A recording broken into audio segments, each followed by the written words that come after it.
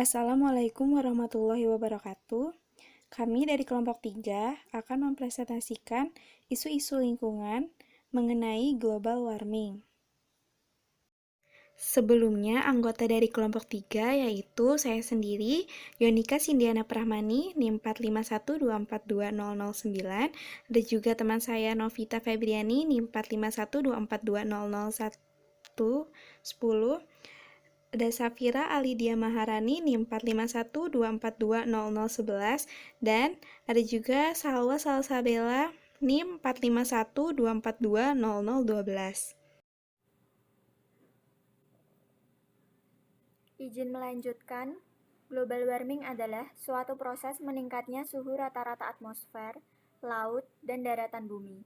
Saat ini, isu global warming atau pemanasan global sering dibicarakan dan menjadi bahasan yang menarik, baik dalam skala kecil sampai tingkat internasional. Global warming telah menyebabkan perubahan iklim yang signifikan, seperti yang terjadi di negara kita. Efek dari pemanasan ini telah menyebabkan perubahan iklim yang cukup ekstrim.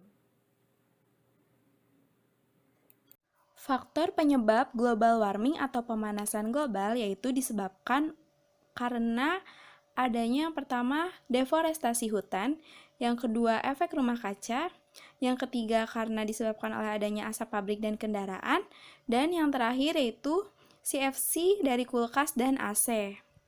Berikut ini adalah pemaparan dari faktor penyebab global warming.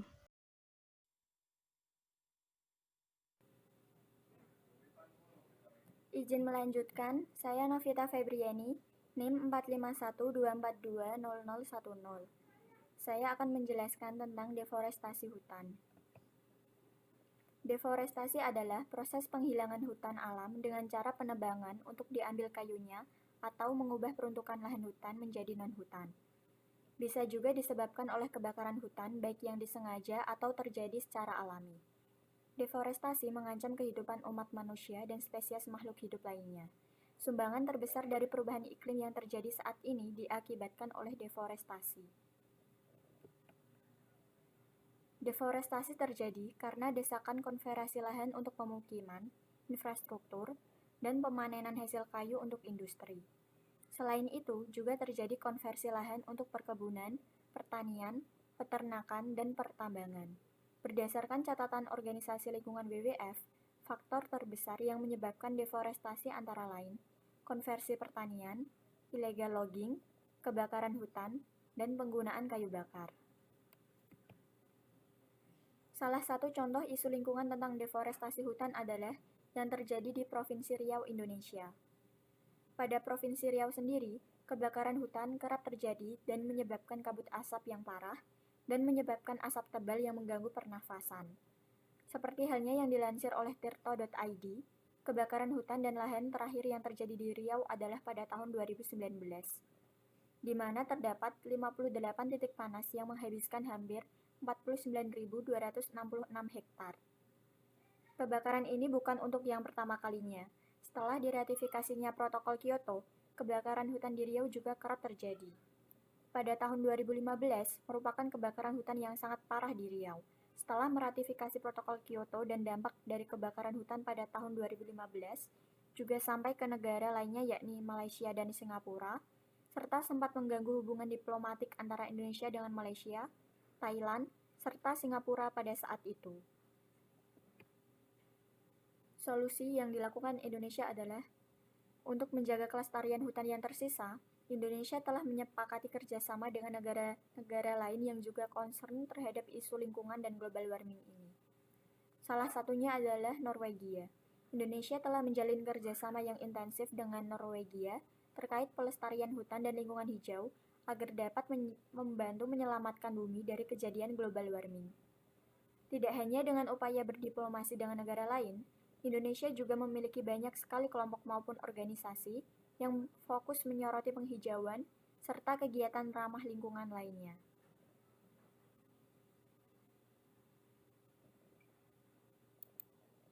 Izin melanjutkan, nama saya Salwa Salsabella, nomor induk mahasiswa 451242400012. Di sini saya akan menjelaskan efek dari rumah kaca.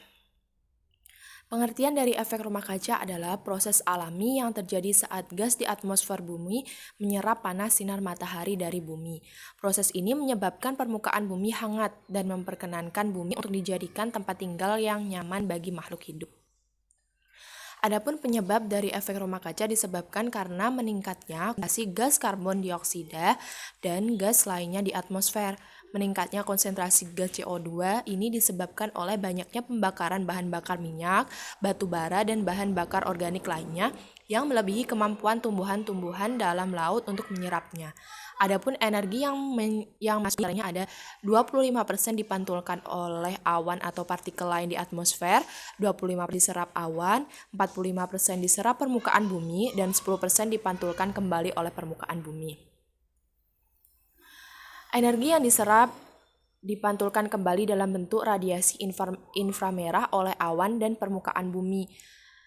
Namun sebagian besar inframerah yang dipancarkan bumi tertahan oleh awan dan gas CO2 dan gas lainnya untuk dikembalikan ke permukaan bumi. Dalam keadaan normal, efek rumah kaca diperlukan dengan adanya efek rumah kaca perbedaan suhu antara siang dan malam di bumi tidak terlalu jauh berbeda.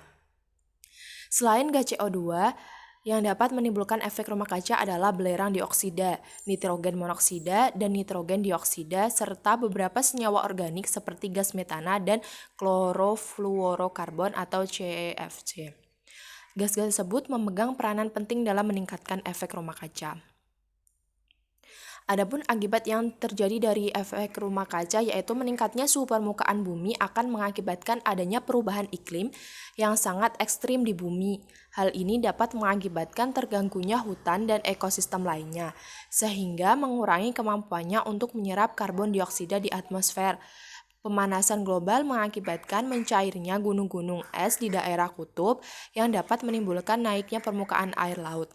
Efek rumah kaca juga akan mengakibatkan meningkatnya suhu air laut, sehingga berakibat kepada beberapa pulau kecil tenggelam di negara kepulauan yang membawa dampak perubahan yang sangat besar. Menurut perhitungan simulasi, efek rumah kaca telah menimbulkan suhu rata-rata bumi 1-5 derajat Celcius. Bila kecenderungan peningkatan gas rumah kaca tetap seperti sekarang, akan menyebabkan peningkatan pemanasan global antara 1,5 sampai 4,5 derajat Celcius sekitar tahun 2030. Dengan meningkatnya konsentrasi gas CO2 di atmosfer, maka akan semakin banyak gelombang panas yang dipantulkan dari permukaan bumi diserap atmosfer.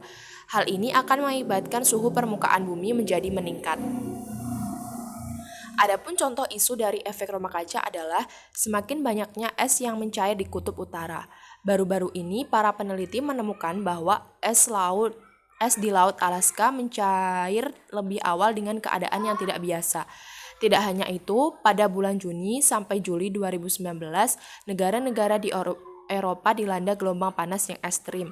Fenomena ini merupakan fenomena yang jarang terjadi di daratan Eropa. Adapun solusi untuk menghadapi efek rumah kaca diantaranya 1. Dengan menghemat energi listrik. Gunakan pemakaian listrik seperlunya saja. Dengan begitu, Kuiperan sudah berkontribusi dalam mengurangi pemakaian batu bara yang bisa menimbulkan emisi gas karbon dioksida di udara. Yang kedua, beralih dari pupuk non-organik ke pupuk organik. Peningkatan hasil pertanian tidak harus selalu berbasis pupuk kimia atau non-organik. Jika mampu menggunakan pupuk organik dengan kadar yang optimal, hasil pertanian juga bisa melimpah. Jika pemakaian pupuk non-organik bisa dikurangi, maka emisi gas N2O juga akan berkurang. Yang ketiga, menggunakan bahan bakar ramah lingkungan. Penggunaan bahan bakar ramah lingkungan mungkin masih jarang ditemukan di Indonesia. Contoh bahan bakar ramah lingkungan adalah panel surya dan bahan bakar listrik. Bahan bakar tersebut dikatakan ramah karena tidak menghasilkan polutan yang berbahaya bagi lingkungan. Yang keempat adalah mengelola limbah peternakan, yaitu limbah merupakan salah satu penyumbang gas rumah kaca.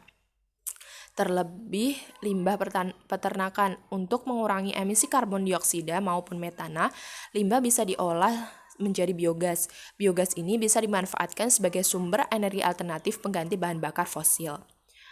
Kemudian yang kelima adalah menggalakkan reboisasi. Penanaman kembali hutan yang telah ditebang merupakan salah satu solusi untuk mengatasi emisi gas rumah kaca di udara. Seperti kamu tahu bahwa tumbuhan akan menyerap karbon dioksida dan uap air sebagai bahan baku fotosintesis. Yang keenam, batasi penggunaan plastik. Plastik merupakan senyawa polimer yang sulit terdegradasi di dalam tanah. Untuk mengurangi limbah plastik di dalam tanah, salah satu cara termudah adalah dengan membakarnya. Nah, pembakaran itu akan menghasilkan gas karbon dioksida dalam jumlah besar. Untuk itu, batasi penggunaan plastik dengan cara membawa botol air minum sendiri atau membawa tas kain saat berbelanja.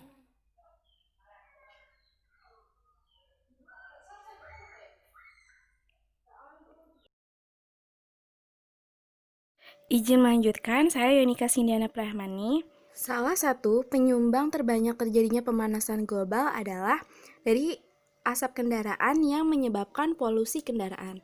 Nah, asap kendaraan dari bermotor, mobil, bis, dan kendaraan lainnya menggunakan bahan bakar bensin yang mengandung gas karbon dioksida yang dapat memicu terjadinya efek rumah kaca. Padahal, efek rumah kaca ini menjadi masalah yang cukup serius bagi bumi kita ini.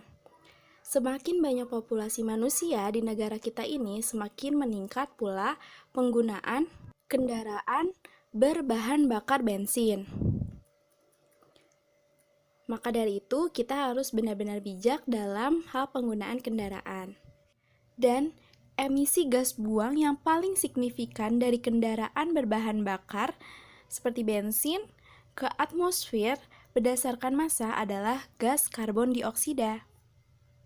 Tidak ada yang bisa menepis betapa emisi gas buang berupa asap knalpot adalah akibat terjadinya proses pembakaran yang tidak sempurna dan mengandung timbal atau timah hitam, SPM, oksida nitrogen, oksida sulfur, hidrokarbon, karbon monoksida, dan karbon dioksida itu sendiri. Selanjutnya, secara langsung kandungan-kandungan timah hitam dan kandungan yang berasal dari asap kendaraan itu sendiri dapat mengganggu kesehatan kita dan dapat menimbulkan penyakit-penyakit yang mematikan. Lalu, apakah produksi dari transportasi sebagai alasan pembangunan teknologi dapat dijadikan alasan bagi para pembuat keputusan? Kenyataan inilah yang sampai sekarang selalu menjadi ajang perdebatan, terutama dalam memahami bagaimana mengartikan sebuah lingkungan dan teknologi agar dapat berdampingan tanpa adanya bahaya serta transportasi yang tidak teratur. Selain dari asap kendaraan tadi, ada juga asap yang ditimbulkan dari asap pabrik. Asap dari hasil pabrik industri ini dapat menyebabkan polusi udara dan dapat mencemari lingkungan serta berdampak pada pemanasan global. Menurut Peraturan Perundang-undangan Nomor 18 Tahun 1999 dan Peraturan Perundang-undangan Nomor 85 Tahun 1999, yaitu tentang pengelolaan limbah bahan berbahaya dan beracun. Asap pabrik ini termasuk ke dalam B3 atau limbah bahan berbahaya dan beracun. Limbah bahan berbahaya dan beracun ini adalah suatu sisa usaha atau kegiatan yang mengandung bahan berbahaya dan beracun karena sifat konsentrasinya baik secara langsung maupun tidak langsung dapat mencemari serta merusak lingkungan hidup, kesehatan, dan kelangsungan hidup pada makhluk hidup. Nah, asap pabrik ini sangat berbahaya karena mengandung karbon dioksida, karbon monoksida, juga gas metana. Menurut data World Health Organization atau WHO, pemanasan global atau global warming membuat iklim berubah di kisaran 0,85 derajat Celcius lebih panas. Suhu yang terus meningkat menjadikan polusi udara sebagai masalah baru untuk para pengidap penyakit asma.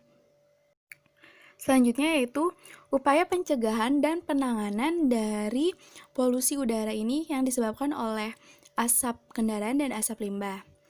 yaitu pertama membuat undang-undang dan peraturan yang baik tentang pengendalian polusi udara. Contohnya yaitu Peraturan Pemerintah Nomor 41 Tahun 1999 tentang pengendalian pencemaran udara. Kemudian ada juga Peraturan Menteri Negara Lingkungan Hidup Nomor 12 Tahun 2010 tentang pedoman pengendalian pencemaran udara di daerah. Adapun Keputusan Menteri Lingkungan Hidup Nomor 45 Tahun 1997 tentang Indeks Standar Pencemaran Udara. Yang kedua yaitu menanam tanaman anti polutan. Contohnya yaitu tanaman lidah mertua. Tanaman ini yang dimanfaatkan untuk menyerap karbon dioksida. Selain tanaman lidah mertua, masih banyak tanaman anti polutan lain yang bisa dicoba untuk ditanam. Nah, tentu akan ada perubahan besar yang terasa dalam skala besar. Yang ketiga yaitu mengurangi penggunaan kendaraan. Kita bisa mulai dengan menggunakan transportasi umum. Dan jika jarak kita dekat untuk menuju suatu tempat, kita bisa memakai sepeda ataupun berjalan kaki lebih sehat tentunya. Dan lebih mengurangi polusi juga, jadi zero pollution. Dan yang keempat yaitu uji emisi kendaraan. Jika kita memiliki kendaraan, kita bisa mengurangi polusi dengan menguji uji emisi di bengkel-bengkel yang memang sudah memiliki alat uji. Dengan begitu, gas emisi yang terbuang bisa lebih terkendali dan tidak terlalu mencemari lingkungan sekitarnya. Halo, perkenalkan nama saya Safira Alida Maharani, NIM saya 45124200011. Sini saya akan melanjutkan presentasi mengenai isu-isu lingkungan, yaitu pemanasan global. Di sini poin keempat yaitu ada dampak CFC dari kulkas dan AC. CFC dari kulkas dan AC ini merupakan kontributor pemanasan global. Kemudian ini ada poin-poin yang nantinya saya akan bahas. Yang pertama ada definisi CFC, yang kedua ada kegunaan gas CFC, ketiga ada sistem kerja AC dan kulkas, yang keempat dampak dan penanggulangannya. Poin pertama itu definisi CFC. CFC atau chlorofluorokarbon, yaitu senyawa-senyawa yang mengandung atom karbon dan klorin dan fluorin terikat padanya. Nah, di sini sudah jelas saya jabarkan mengenai definisi CFC. Jadi bisa disimak dan dibaca.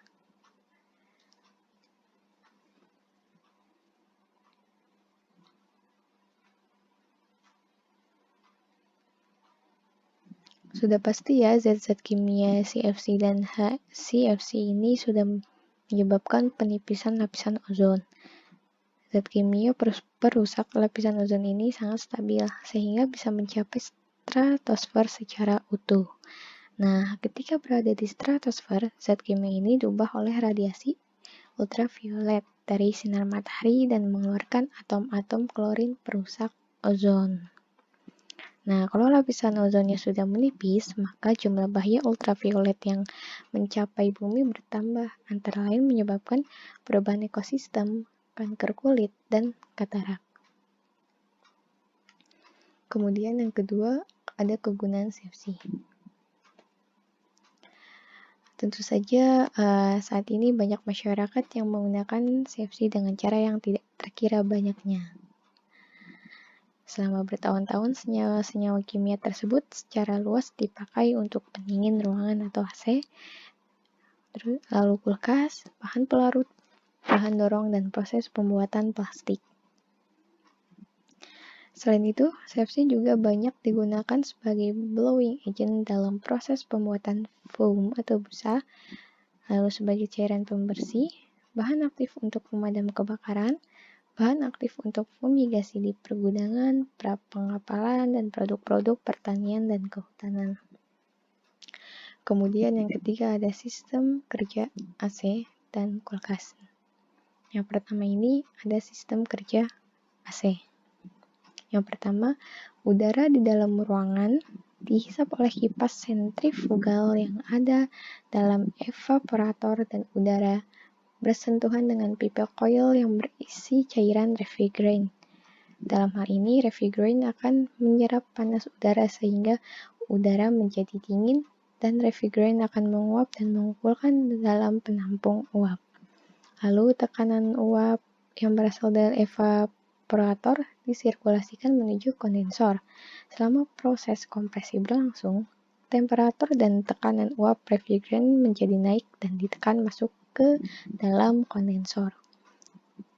Untuk menurunkan tekanan cairan refrigerant yang tekanannya tinggi ini, digunakanlah katup ekspansi untuk mengatur laju aliran refrigerant yang masuk dalam evaporator. Kemudian pada saat udara keluar dari kondensor, udara menjadi panas, uap refrigerant memberikan panas kepada udara pendingin dalam kondensor menjadi embun pada pipa kapiler. Dalam proses pengeluaran panas pada kondensor dibantu oleh kipas propeller. Pada sirkulasi udara dingin terus-menerus dalam ruangan, maka perlu adanya termostat untuk mengatur suhu dalam ruangan atau sesuai dengan keinginan. Jadi kita bisa mengatur suhu berdasarkan keinginan kita. Kemudian udara dalam ruang menjadi lebih dingin dibanding di luar ruangan karena udara di dalam ruangan ini dihisap oleh sentrifugal yang terdapat pada evaporator. Kemudian udara ini bersentuhan dengan pipa atau coil evaporator yang di dalamnya terdapat gas pendingin atau yang biasa kita sebut dengan freon. Nah, disinilah terjadi perpindahan panas sehingga suhu udara dalam ruangan relatif dingin dari sebelumnya. Mengapa suhu di luar ruangan lebih panas dibandingkan di dalam ruangan? Hal itu disebabkan karena udara yang di dalam ruangan yang dihisap oleh kipas sentrifugal dan bersentuhan dengan evaporator, serta dibantu dengan komponen AC lainnya, kemudian udara dalam ruangan dikeluarkan oleh kipas udara kondensor. Dalam hal ini, udara di luar ruangan dapat dihisap oleh kipas sentrifugal dan masuknya udara melalui kisi-kisi atau ruang-ruang yang terdapat pada AC. Lalu, gas refrigerant yang bersuhu tinggi saat air kompresi di kondensor dengan mudah dicairkan dengan udara pendingin pada sistem air-cooled atau uap refrigerant menyerap panas udara pendingin dalam kondensor sehingga akan mengembun dan menjadi cairan di luar pipa evaporator. Kemudian nantinya air atau udara pendingin akan menyerap panas dari refrigerant sehingga air atau udara tersebut menjadi panas pada waktu keluar dari kondensor. Uap refrigerant yang sudah menjadi cair ini kemudian dialirkan ke dalam pipa evaporator melalui katup ekspansi. Lalu proses ini akan terus berulang kembali seperti slide-slide yang sebelumnya. Kemudian cara kerja kulkas ini sama dengan sistem kerja AC. Bedanya tidak memiliki bagian luar yang melindungi kotak pendingin. AC juga memanfaatkan dinding rumah kita untuk menjaga aliran udara dingin, serta aliran udara panas keluar. Sedangkan kulkas memiliki kotak pendingin yang bisa ditempatkan di dalam rumah. Kemudian ada dampak dan penanggulangan gas CFC. Sudah kita ketahui bersama bahwa gas CFC ini dapat merusak lapisan ozon. Pada lapisan atmosfer yang tinggi, ikatan C dan Cl akan terputus, kemudian menghasilkan radikal-radikal bebas klorin. Nah, radikal-radikal inilah yang merusak ozon. CFC sekarang ini telah tergantikan oleh senyawa-senyawa yang lebih ramah lingkungan. Jika bumi masih terus memanas, pada tahun 2050 nantinya akan terjadi kekurangan air tawar, sehingga kelaparan pun akan meluas di bumi ini. Jika udara sudah memanas, maka jutaan orang akan berebut air dan makanan. Napas kita terganggu oleh asap dan debu. Kemudian rumah-rumah yang ada di pesisir terendam air laut. Luapan air laut makin lama makin luas, sehingga akhirnya menelan seluruh pulau. Apabila seluruh pulau sudah terendam, maka harta bendanya akan lenyap. Begitu juga nyawa manusia. Sebenarnya penipisan ozon ini dipicu dari tingginya pemakaian CFC. Namun, gunanya kembali kondisi ozon diperlukan kerjasama yang baik dari semua pihak. Tindakan yang dapat kita lakukan saat ini demi memelihara lapisan ozon, misalnya mulai mengurangi atau tidak menggunakan produk-produk rumah tangga yang mengandung zat-zat dapat merusak lapisan pelindung bumi dari sinar UV ini. Misalkan kita dapat mengurangi penggunaan plastik, penggunaan seperti styrofoam dan lain-lainnya yang tidak ramah lingkungan, sehingga dapat merusak lapisan pelindung bumi dari sinar UV atau ultraviolet. Nah, oleh sebab itu, kesadaran dan partisipasi aktif masyarakat dalam program perlindungan lapisan ozon ini harus ditingkatkan.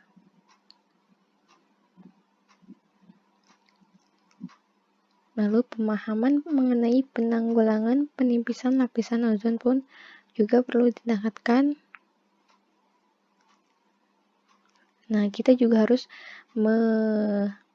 menemukan suatu inovasi yang berupa teknologi yang berfungsi untuk mencegah atau agar lapisan ozonnya tidak rusak.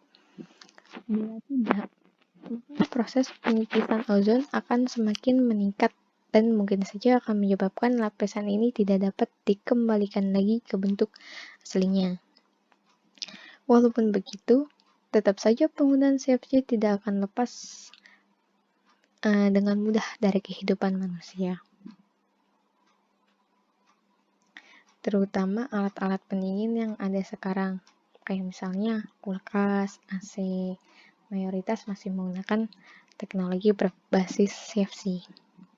Untuk mengantisipasi penggunaan CFC berlebihan, telah ditemukan cara yang dinilai sangat bermanfaat, yaitu kita dapat melakukan daur ulang CFC dan mencari bahan alternatif pengganti.